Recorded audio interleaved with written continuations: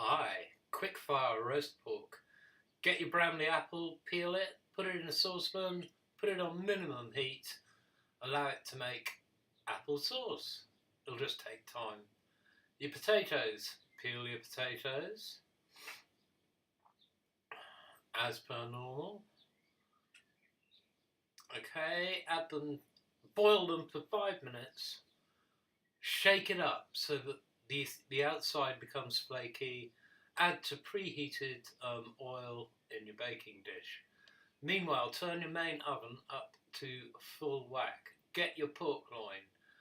Pour boiling water over it. See how the boiling water is opening up the scoring on the skin, and we want crackling.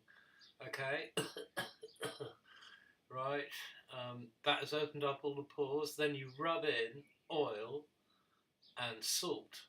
Meanwhile, your oven has come up to absolute full power. So you want it really, really hot to make sure that this crackling crackles, which is going to be the first part of cooking the pork, and that process is going to take half an hour. So half an hour at absolute max. There's the oil going on.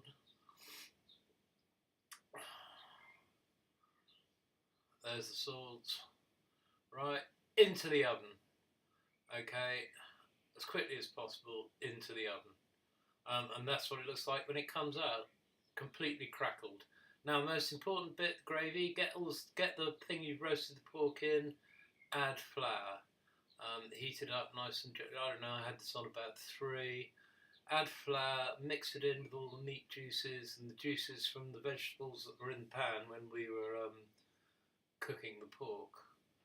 Okay, and you need some stock. I had to use a stock cube for this, but if you've got your own homemade stock, even better. Gradually combine your stock with, well, the French call it a roux, don't they? But the flour and which you've combined with the meat juices, some of the oil from the pork that's been cooking. Okay, it's a dead simple process. You just add the stock a bit at a time. Make sure we don't have lumpy gravy. No one wants lumpy gravy, do they? So the trick is just a small bit at a time on sort of fairly gentle heat, and then bring it up to simmer. One of the most important things you can do is add the juices from the meat that is resting, because that is pure essence of pork there. You want that in the gravy. And you want to simmer it for, a minute or two, just to cook out the flour that we used at the beginning. It's flour in it, so it needs to be cooked out. Simmer it gently for a minute or two. Okay, and now the exciting bit. Here's the pork that's rested. I did it for half an hour full blast and turned it right down to 180 just to cook it through, and did that for an hour for a bit this size. And here we are, carving it, the exciting bit of carving it.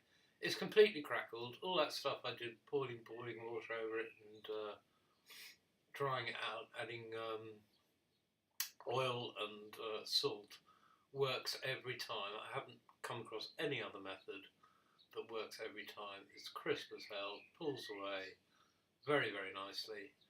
And now it's time to carve ourselves, or myself rather, because there's no one else here. I don't know how long this pork's going to last, all week probably.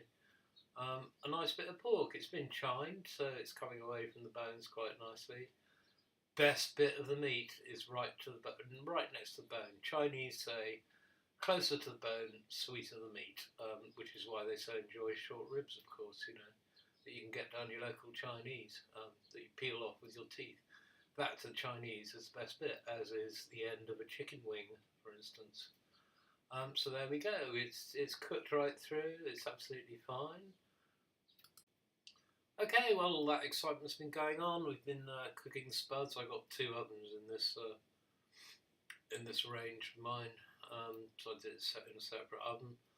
Those potatoes are really nice and crisp. Thanks for shaking them around. And now for the good bit. Okay, there's your meat. There's your roast spuds. Yum, yum. I'm feeling hungry. It's a few hours since I actually ate this. Just watching this is making me feel hungry again. Just recovering from a 2-week flu virus episode, and I'm just getting my appetite back big time. Peas, I forgot to get loads of green veg.